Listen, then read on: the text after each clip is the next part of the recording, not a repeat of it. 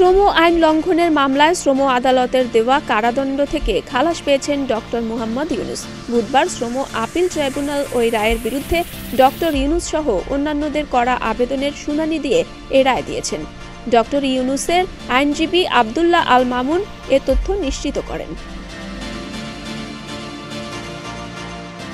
চলতি বছরের ১ জানুয়ারি শ্রম আইন লঙ্ঘনের অভিযোগে দায়ের করা মামলায় নোবেলজয়ী অর্থনীতিবিদ ডক্টর মুহাম্মদ ইউনুস সহ ৪ জনকে ৬ মাসের বিনাশ্রম কারাদণ্ড দেন আদালত।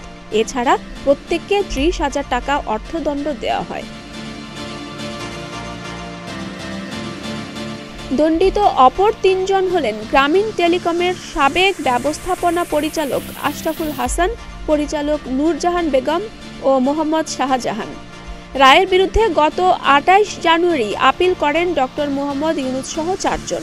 শ্রম আপিল ট্রাইব্যুনাল এই আপিল সেদিন শুনানির জন্য গ্রহণ করেন। শুনানি শেষে আজ ডক্টর মুহাম্মদ ইউনুস সহ ৪ জনকে খালাস দিয়ে রায় দিলেন ট্রাইব্যুনাল। নোবেলজয়ী অর্থনীতিবিদ ডক্টর মুহাম্মদ ইউনুস আগামীকাল বৃহস্পতিবার দুপুরে দেশে ফিরবেন।